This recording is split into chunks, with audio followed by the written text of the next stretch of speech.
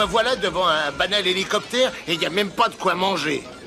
Ce n'est pas un banal hélicoptère, c'est Airwolf. J'ai un boulot pour vous. J'en ai déjà un. $1 million. La moitié maintenant, le reste à la livraison. La livraison de quoi? Airwolf. Vous êtes fou, docteur. Pas vraiment, mais je m'ennuie. Ce dernier offre 14 possibilités de puissance de feu, depuis le canon de 30 jusqu'au missile nucléaire, à tête chercheuse.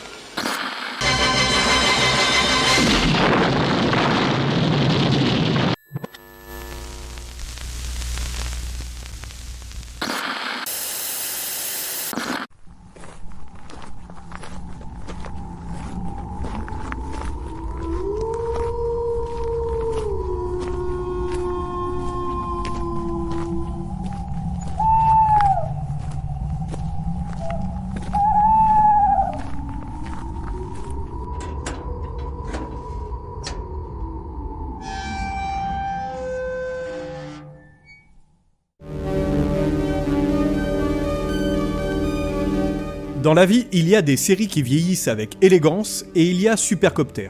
Série culte des années 80, adorée pour son hélicoptère supersonique et sa musique mythique, elle promettait action et dépaysement. Mais que vaut réellement son épisode pilote aujourd'hui ? J'ai pris mon courage à deux mains, remonté mon slip et replongé dans ce premier épisode pour découvrir que la nostalgie peut parfois être une très mauvaise conseillère.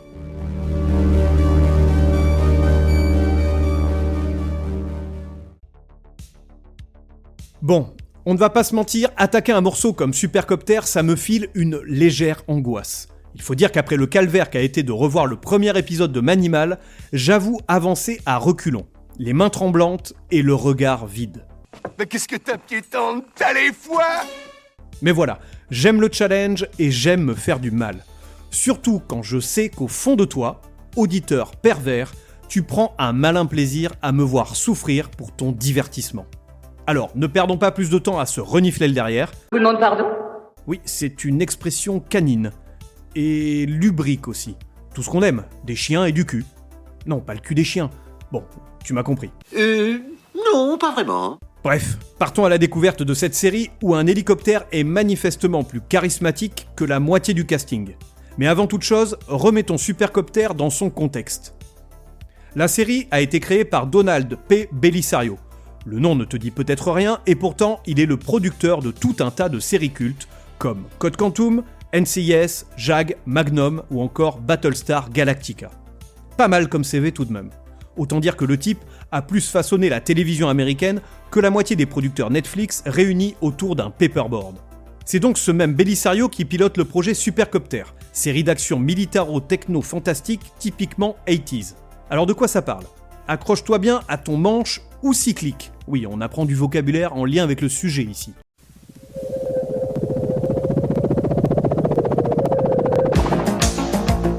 Stringfellow Hawk, ancien pilote de l'US Air Force et vétéran de la guerre du Vietnam, rejoint une agence gouvernementale secrète qui détient un hélicoptère de combat unique en son genre. Aidé par son ami Santini, il mène pour son nouvel employeur des missions secrètes et périlleuses, tout en espérant pouvoir retrouver son frère disparu.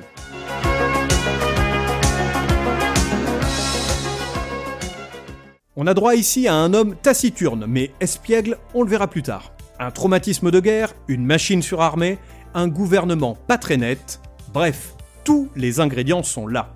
Il ne manque plus qu'un synthétiseur, et spoiler alert, il est bien présent.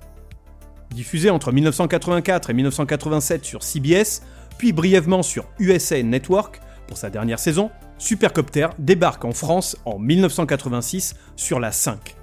Tu ne t'en souviens peut-être pas, mais la série a été diffusée au sein de l'émission À fond la caisse, aux côtés de séries comme Tonnerre mécanique, K2000 et Chips. Personnellement, je me souviens avoir vu Supercopter, mais pas dans le cadre de cette émission car j'étais bien trop petit. Quoi qu'il en soit, avec un nom pareil, l'émission était prédestinée pour la série. Et au vu de son titre, on sent déjà tout un projet éditorial derrière.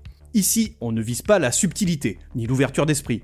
On vise le moteur qui vrombit, la baston virile, les poursuites inutiles et la sueur de mâle alpha. Je suis un mâle alpha! Ta gueule! Clairement, on est face à un formatage assumé. De la télévision pensée pour forger une génération de vrais mecs. Ceux qui sentent le cambouis, qui parlent peu mais tapent fort, et qui considèrent qu'un bon générique doit contenir au minimum une explosion toutes les 3 secondes. J'adore respirer l'odeur du napalm le matin. Et pourtant, gamin, c'était le rêve absolu, le programme parfait pour une fin d'après-midi ou un début de soirée. Carrément ma gueule, il en faudrait plus des programmes comme ça aujourd'hui, avec de la baston, des bagnoles et des petites meufs bien bonasses partout.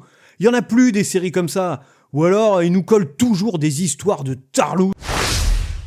Hop hop hop, on se détend sac à merde le péniste. Entre nous, Jean-Clément, je préfère quand tu me parles de tes histoires de cul avec ta cousine, ou du pare-choc, pas de ta cousine, mais de ta voiture tunée.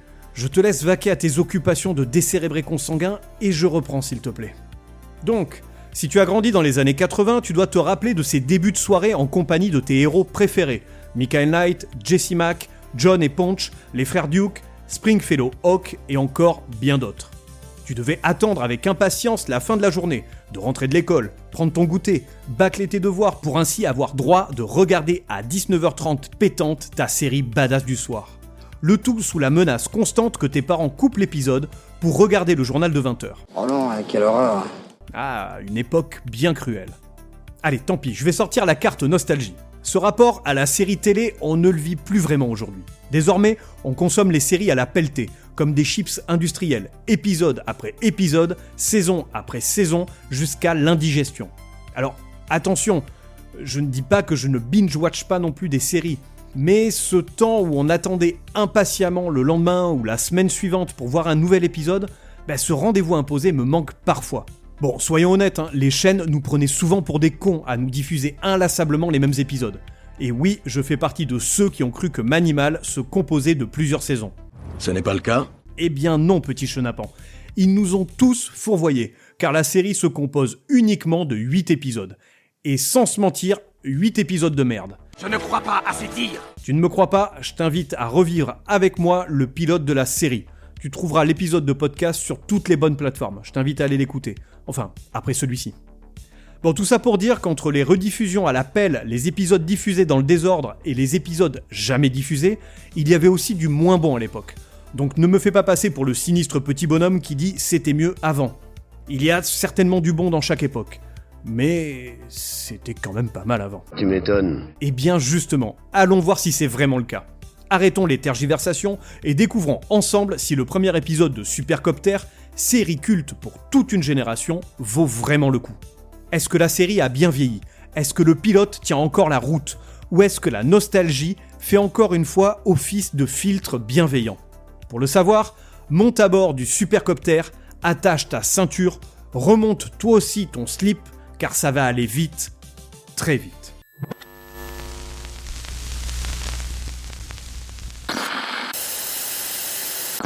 L'épisode s'ouvre dans le désert californien.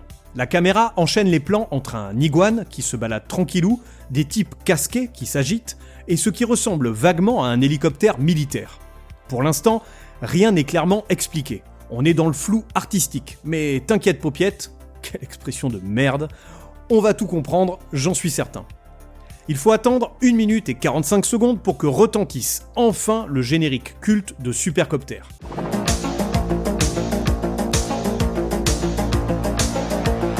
Mais arrêtez, on l'a déjà entendu celle-là. Et là, on ne va pas se mentir, ça fait quelque chose. La musique démarre, les nappes de synthé montent, et sans prévenir, tu es de retour en enfance. Qu'on le veuille ou non, l'effet nostalgie fonctionne immédiatement, et ce, même si tu essaies de résister. Bordel, ça fout les poils. Oh, que d'émotion. Il est que 8h du matin. Pendant que la musique monte, la caméra dévoile enfin la star du show, Airwolf, alias Supercopter. Et il faut le reconnaître, il a de la gueule avec son profil agressif, sa peinture sombre et son allure de prédateur. Encore aujourd'hui, l'hélicoptère impose un certain respect. Direction ensuite la base secrète d'où proviennent les ordres. On y fait la connaissance de Michael, plus connu sous le nom d'Archangel, le grand Manitou de l'opération Airwolf. Accompagné de son assistante, il s'apprête à présenter Airwolf à un sénateur venu admirer les derniers joujoux de l'armée américaine. On apprend qu'Airwolf peut dépasser la vitesse du son, qu'il est bardé d'armes et qu'il peut raser des postes avancés soviétiques sans sourciller. Guerre froide oblige, on ne tourne pas autour du pot. L'ennemi est clairement désigné, et il a un accent russe. Pas le temps de discuter, ils sont là pour tester l'appareil. Les synthés 80s accompagnent la démonstration, et malgré des effets spéciaux un peu cheap par moment, l'ensemble tient assez la route. Ça vole, ça tire, ça impressionne le sénateur, bref, mission accomplie. Enfin, jusqu'au drame. Et là, c'est le drame. Car retournement de situation avec l'un des pilotes qui semble avoir une dent contre le sénateur. Et plutôt que de se contenter d'un regard noir ou d'un courrier recommandé, il décide de régler ça à l'ancienne. Il ouvre donc le feu sur tout le monde. La base explose dans un joyeux chaos pyrotechnique et Airwolf se fait la malle en laissant derrière lui un champ de ruines. Le résultat est sans appel. Fin de la démonstration, fin de la base, tout est détruit. Tout ?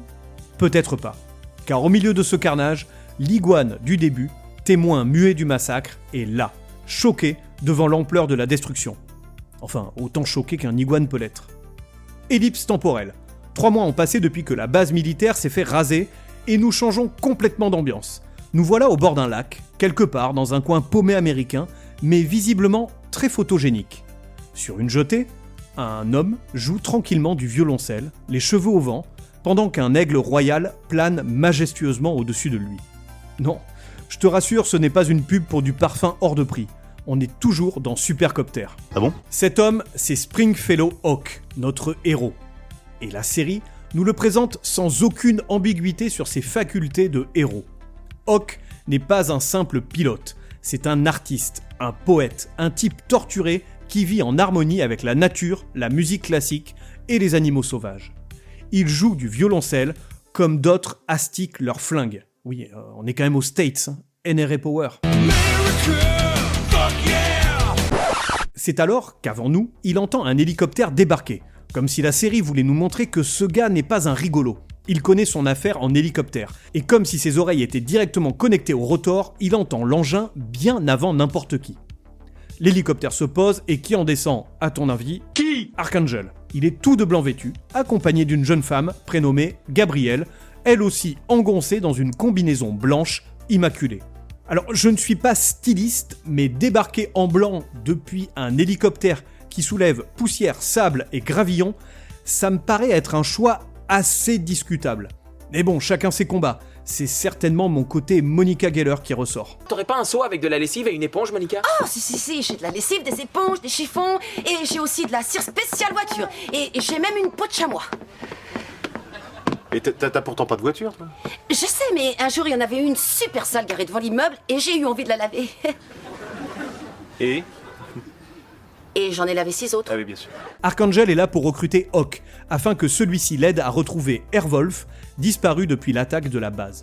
Sauf que Hawk, lui, n'en a visiblement rien à carrer. Le type est en mode ermite contemplatif et préfère clairement aller pêcher plutôt que replonger dans les magouilles gouvernementales. Mais entre deux échanges, quelque chose d'autre se joue à l'écran. Une tension sexuelle. C'est pas trop tôt. Car entre Hawk et Gabrielle, l'ambiance est, comment dire, chargée. Je dirais même chaude. Les regards durent un peu trop longtemps, les silences sont un peu trop appuyés, et la caméra insiste exactement là où il faut. J'ouvre les paris, il l'emballe avant la fin de l'épisode. Pari tenu. Changement brutal de décor. La série nous téléporte dans un palais à Kafir, en Libye. Oui, en Libye. Parce que dans les années 80, dès qu'il fallait désigner un coin du monde vaguement hostile, on pointait le Moyen-Orient sans trop se poser de questions. C'est d'ailleurs toujours un peu le cas, cela dit. Donc ici, pas de nuance géopolitique, on est chez les méchants, un point c'est tout. On y retrouve le docteur Moffat, le pilote traître aperçu au début de l'épisode, et désormais grand antagoniste officiel. Et la série ne perd pas une seconde pour nous faire comprendre que le type est un sacré connard. En effet, le mec se fait tellement chier qu'il passe son temps à maltraiter ses acolytes. Son arrogance est telle qu'elle ferait passer Jordan Belfort, le loup de Wall Street, pour un gentil toutou. Oh, mais quel connard ce type! Narrativement, le message est limpide. Subtil, pas du tout, mais limpide. Cet homme est dangereux, cet homme est instable, cet homme doit être stoppé. Et ça tombe bien, car on sait qui va le stopper. Et donc du coup, on retourne au chalet montagnard de Springfellow, Hawk, notre héros, où nos deux personnages tout de blanc vêtus, Arcangel et Gabriel, se sont littéralement tapés l'incruste. Ils tentent de convaincre Hawk de reprendre du service et de les aider donc à récupérer Airwolf, mais en vain. Hawk campe sur ses positions. Enfin, il a une seule condition, retrouver son frère disparu. Et face à ce refus, Gabriel lâche une phrase d'une délicatesse rare. Il n'a pas assez de couilles pour cette mission. Ah, elle n'aime pas les fragiles, la bougresse, elle veut du mal et du vrai. Arcangel pourtant s'empresse de contredire cette affirmation, ce qui a le don de faire briller les yeux de la belle. Et la coquine, elle ne perd pas de temps. Une fois Arcangel est endormi, elle décide de monter dans la chambre de Hawk. Ah, voilà la petite coquine. Sauf que Hawk, il veille. Il a parfaitement compris le manège de la Miss. Et ce qui suit n'est pas une romance, mais le début d'une relation profondément malsaine, faite de tensions sexuelles, de manipulations, d'insultes et de rapports de force. Et le summum est atteint lorsque Hawk traite Gabriel de pute. Oui, dès le premier soir. Bravo mec, quelle classe. Ah, I am a gentleman, hein. Excuse me. Bon, certes, on ne lui fait pas à l'envers, mais un peu de tenue, mec. Sois un gentleman, on dirait l'autre empaffé de Jonathan Chase dans Manimal. Ce qui, dans ma bouche, n'est clairement pas un compliment. Le lendemain, Arcangel dévoile à Gabriel le passé tragique de Hawk. Et là, on déroule la checklist du héros maudit.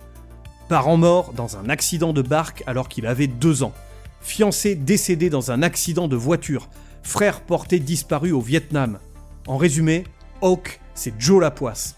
Tu n'as pas de chance, camarade. Arcangel explique donc à Gabriel que si Hawk est aussi froid, agressif et socialement dysfonctionnel, ce n'est pas de sa faute.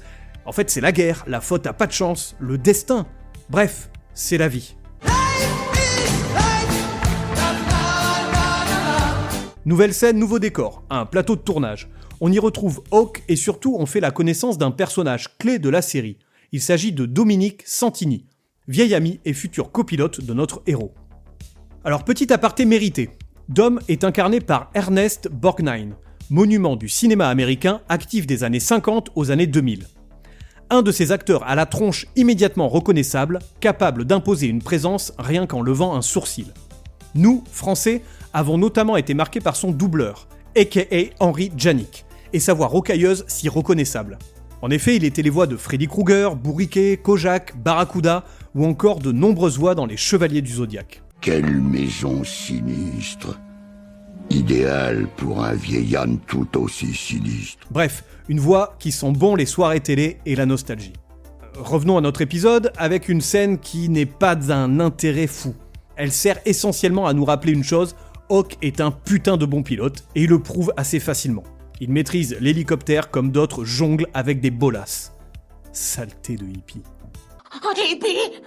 Des hippies! Il y en a partout! Ils veulent sauver la Terre, mais ils font que fumer des joints hippies! Au secours! Sur le chemin du retour vers le chalet, Hawk parvient à convaincre Dom de l'accompagner pour la mission en Libye. Enfin, convaincre est un bien grand mot. Disons que Dom accepte parce que c'est son pote et qu'il fallait un personnage secondaire dans la série.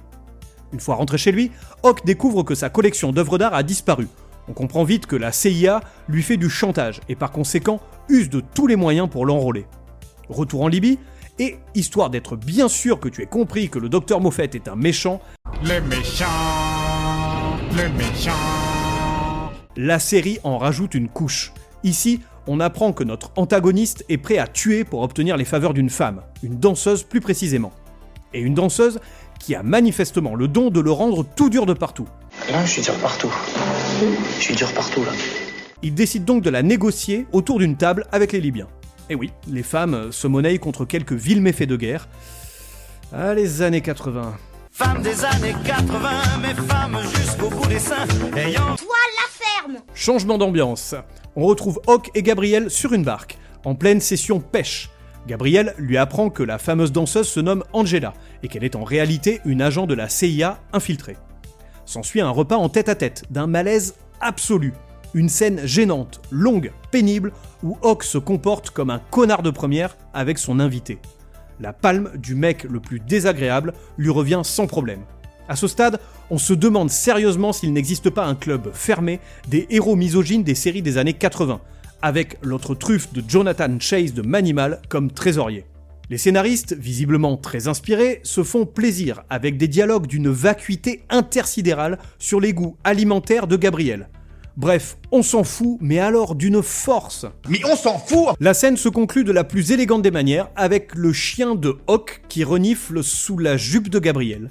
Bon, on ne sent pas le cul des filles. Et Hawk trouve ça drôle. Le mec se marre, il a 13 ans d'âge mental. Et sans transition, la scène suivante nous gratifie d'une belle explosion. Soit il y avait du budget, soit la production a joyeusement recyclé des images issues d'un autre projet. Quoi qu'il en soit, le rendu est plutôt convaincant pour une série qui a désormais plus de 40 ans. Et derrière ce joyeux chaos se cache évidemment ce bon vieux docteur Moffett. De retour au chalet, on enchaîne les scènes, c'est fou. Ambiance radicalement opposée, avec notre héros qui s'adonne à son activité favorite, à savoir jouer du violoncelle en plein air comme si de rien n'était. Mais il n'est pas seul, Gabriel est là, il lui joue la sérénade et elle applaudit de tout son être. La meuf ne lui tient absolument pas rigueur de son comportement exécrable de la veille. Non mais moi je te dis qu'à sa place, je l'aurais démembré, puis j'aurais joué du violoncelle avec son torse façon Une nuit en enfer. Je sais pas si t'as la ref, en tout cas si tu ne l'as pas, va voir ce film.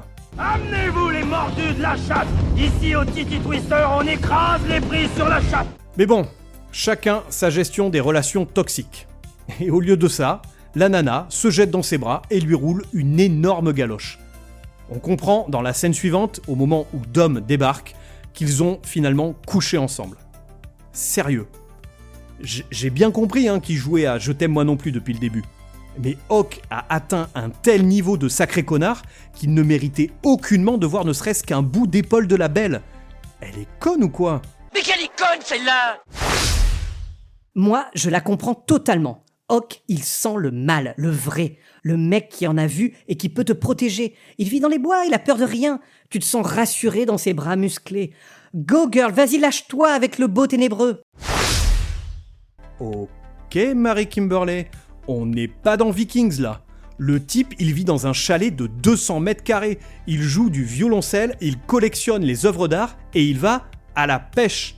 Ce n'est pas Ragnar Lodbrok, mais Gérard en week-end pêche à la truite. En tout cas, Hawk reste un bon gros macho et quand il décide d'aller à la chasse avec son copain Santini, il intime à la femme de rester au chalet pour préparer à manger. Logique ancestrale, homme chassé, femme cuisinée. À son retour, petite désillusion pour Hawk qui s'attendait certainement à se taper un bout de lard en rentrant. Le repas préparé par Gabriel, pas Gabriel. Enfin, il peut aussi se la taper, mais... bon, tu m'as compris. J'ai rien compris. Donc désillusion, car Archangel est là. Il a envoyé Gabriel en mission, et cerise sur le gâteau, il bouffe le steak de Hawk.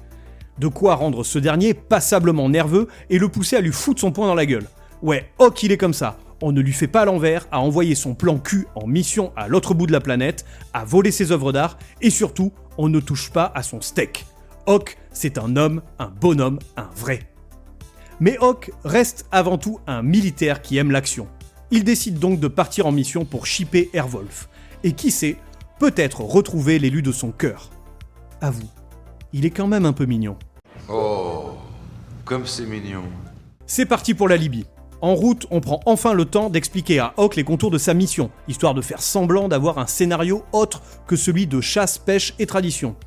Il apprend également qu'Angela, l'agent infiltré, est morte. La taupe n'est plus, mais rassure-toi, elle a été remplacée... Par qui te demandes-tu? Eh bien par notre cher Gabriel, bien entendu. Bon Dieu, mais c'est bien sûr. Cette facilité scénaristique me plaît beaucoup, c'est subtil.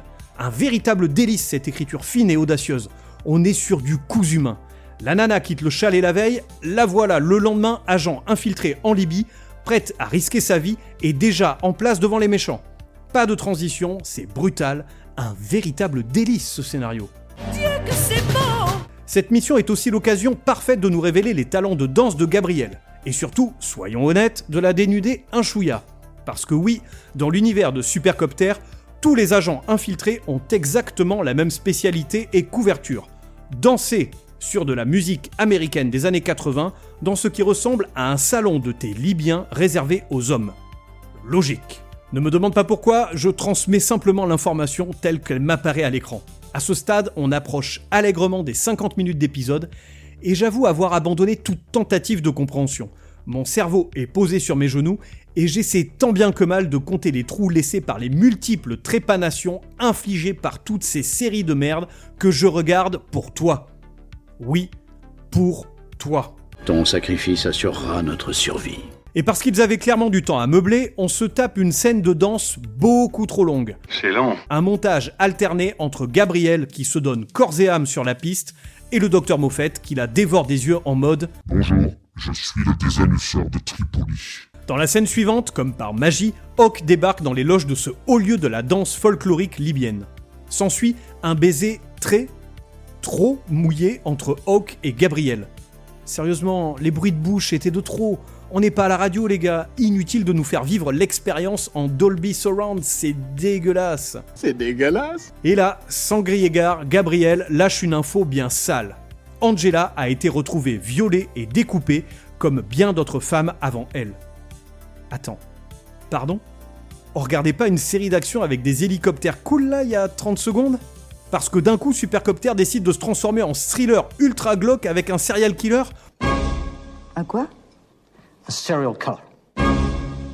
Hein? Un serial killer, un tueur en série. Ah, serial killer. En mode ambiance cave humide et pulsion sexuelle malsaine ? Les scénaristes, vous vous emballez un peu trop là, non ? On avait déjà compris que le docteur Moffett était un sale type. Pas besoin d'en rajouter. Parce que là, en gros, le mec, il a volé un hélicoptère, enfin, une arme de guerre ultra puissante, il a traversé la planète juste pour venir en plein milieu de l'Afrique du Nord et faire affaire avec des terroristes. Tout ça pour s'adonner tranquillement à ces exactions d'abjectes petites merdes sans couilles ? Un peu tarabiscoté comme plan, ou alors grandement machiavélique. En tout cas, pour une fois, je suis entièrement d'accord avec Gabriel, qui résume parfaitement la situation avec une proposition simple, efficace, presque humaniste. Je lui couperai les couilles, fais-moi confiance. Voilà, c'est clair, net et précis. Une fois Hawk sorti du club, il retrouve Santini. Et là, nouvelle rupture de ton. Parce qu'apparemment, les scénaristes ont décidé de tester jusqu'où le spectateur peut encaisser sans éteindre sa télévision. On se retrouve dans une scène où nos deux compères se planquent de la police locale. Jusque-là, tout va bien. Sauf que la mise en scène décide soudainement d'alterner les plans entre Hawk et Dom en pleine discussion et deux dromadaires en train de manger. Alors, si le but était de faire croire que la conversation est tenue par les dromadaires, eh bien c'est raté, c'est complètement nul, et surtout, pourquoi ? Quel est le message ? Quelle est l'intention artistique derrière ce montage ? Qu'est-ce que vous essayez de nous dire sérieusement ? Et là, impossible de ne pas imaginer ce moment lors des réunions d'écriture du scénario. Bon, t'es bien mignon, John Roger, avec tes histoires de violeurs dans le désert, mais là, tu nous fous le moral dans les chaussettes. Mais John Michael, c'est toi qui voulais rendre le méchant encore plus méchant. Et surtout, tu voulais voir Gabriel danser à moitié dénudé. C'était bien comme idée, non ? Ouais, c'était cool, j'aime quand ça sent le sexe et la tourmente. Mais là, il faut que le spectateur en ait pour son argent. De l'action, de l'érotisme, du macabre, et maintenant, de la comédie loufoque. Quoi ? Mais tu ne crois pas qu'on va perdre le spectateur à varier autant les genres ? Mais non, crétin, il faut casser les codes, il faut plaire à tout le monde. Je ne sais pas... Tiens, si, mais des animaux, des dromadaires. Oui, voilà, des dromadaires. Et on fait comme si Hawk et Dom discutaient, mais la caméra passe de eux aux dromadaires. Comme ça, on a l'impression que ce sont les dromadaires qui parlent. C'est hyper fun, non ? Quoi ? Mais c'est n'importe quoi. T'es sûr de ton idée ? Mais ouais, c'est génial, je suis génial. Allez, écris-moi tout ça pendant que je réfléchis à la prochaine scène. Tiens, d'ailleurs, j'ai une piste. On pourrait avoir un sosie libyen du président François Mitterrand, et Hawk irait pêcher avec lui, et là il tomberait sur une pute borgne nazie qui pratique le vaudou. Ah ouais, c'est bon ça ! Bon, tu l'auras compris, les scénaristes enfilent les scènes comme un gamin enfile les nouilles pour un collier pour la fête des mères. C'est moche, ça vieillit mal, mais bizarrement, il y a comme une satisfaction du devoir fait, car on aime sa maman. Retour à la réalité brutale, avec une Gabrielle aux prises avec le docteur Moffett, paumé en plein désert. Fini la danse suave exotique sur fond musical dopé aux années 80 et terminé la tension sexuelle à 2 balles avec Hawk. Place à la dure réalité avec un méchant bien dégueulasse et une victime qui a clairement tiré la mauvaise carte au jeu de la vie. Tout est possible, tout réalisable, c'est le jeu de la vie. Pendant ce temps, Santini et Hawk s'infiltrent tranquillou dans le repère de Moffett et de sa clique de vilains. Il aura donc fallu attendre les 10 dernières minutes pour avoir enfin ce qu'on est venu voir depuis le début, de l'action. Nos deux compères déglinguent les bad guys, récupèrent sans trop transpirer le fameux Airwolf, et là, enfin, les nappes de synthé s'emballent. On découvre alors tout le potentiel létal de l'engin. Il tue des hommes, il pulvérise des véhicules blindés, il encaisse absolument tout. On y est, Supercopter est là. L'hélicoptère s'envole tel un magnifique oiseau blindé, déchirant le ciel à coups de missiles et de patriotisme, direction Gabriel.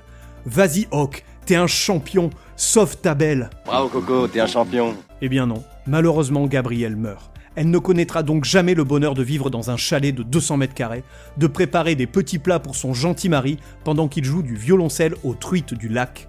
Non, Gabrielle nous a quittés. Putain de John Michael, t'es impitoyable.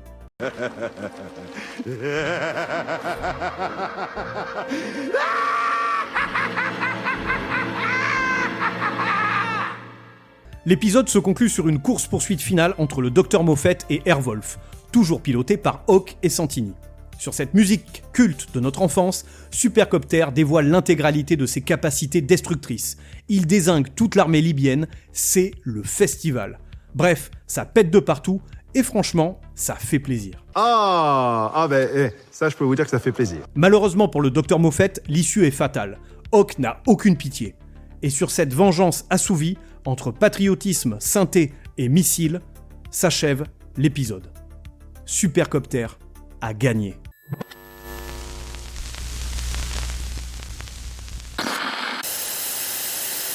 Alors est-ce que ça valait le coup de revoir le pilote de Supercopter ?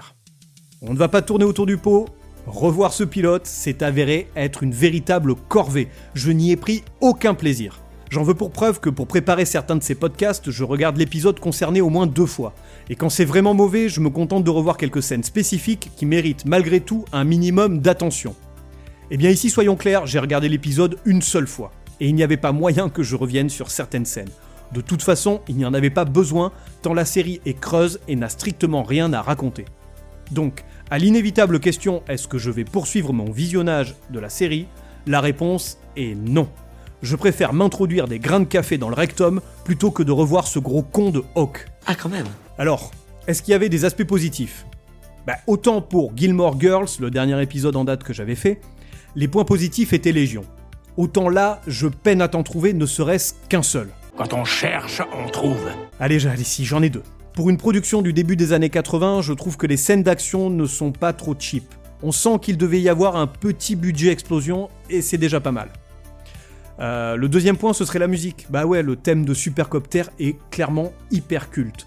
Si tu aimes les années 80, le synthé omniprésent et les nappes sonores qui te massent le cerveau, la série coche effectivement toutes les cases. En ce qui concerne les aspects négatifs, là en revanche il y a du monde. Je ne vais pas tous les lister parce qu'on a évoqué la plupart d'entre eux tout au long de ce visionnage douloureux que tu viens de subir avec moi. Mais s'il fallait n'en retenir que 3, je dirais le scénario, le méchant et le héros. Tout d'abord le scénario. Franchement, ce premier épisode est pénible à suivre. C'est long et mal rythmé. Je pense qu'en format 20-30 minutes, c'était largement faisable. Là, on tire sur la corde jusqu'à l'ennui. Je m'emmerde, moi. En ce qui concerne le méchant de l'épisode, le Dr Moffett est sans doute le plus vil des personnages de fiction créés jusqu'à ce jour. Le mec coche toutes les cases. Ses motivations sont plus ou moins claires, mais ce qui est certain, c'est qu'il a une dent contre tout. Gouvernement américain, femmes, libyens, etc. Donc un méchant, finalement, écrit à la truelle, sans aucune finesse. Il coche toutes les cases, et puis c'est tout. C'était peut-être plus simple à écrire, finalement. Et pour terminer, notre héros. Hawk est du même acabit que Chase dans Manimal. Le mâle alpha caricatural qui se regarde le nombril, joue au beau gosse torturé et traite les femmes un peu comme des jouets. Certes, c'était une autre époque, les années 80, mais un peu tenu gros bof. Et puis Hawk, c'est aussi le bingo du héros parfait. À l'instar du bad guy de l'épisode qui cumulait les clichés du méchant, notre héros ne démérite pas côté trait du héros parfait. Beau gosse, intelligent, sportif, cultivé, musicien de talent, séducteur. Bref, le type sait tout faire. Mais j'en suis sûr, il a une faille, outre son côté misogyne évidemment. C'est certain qu'il a un défaut, personne n'est parfait. Oui, c'est ça, j'ai trouvé. Il a un souci d'hygiène. Le mec pue, c'est évident. Il pue de la bite, que veux-tu ? Vous demande pardon ? Pour conclure, voir cet épisode pilote de Supercopter a été une plaie. C'est mauvais, je me suis fait chier, bien que j'ai pris beaucoup de plaisir à écrire sur celui-ci. Bizarre. Est-ce que mon côté sadomaso ressort à travers ce genre d'analyse ? Probablement.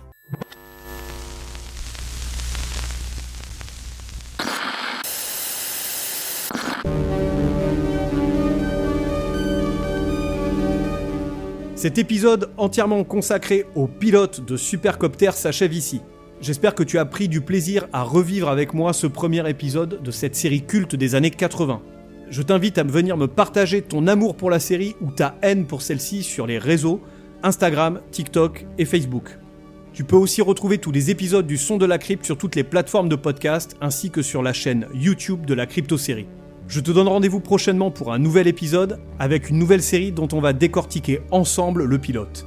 D'ici là, profite de la vie, méfie-toi des pêcheurs violoncellistes et bisous.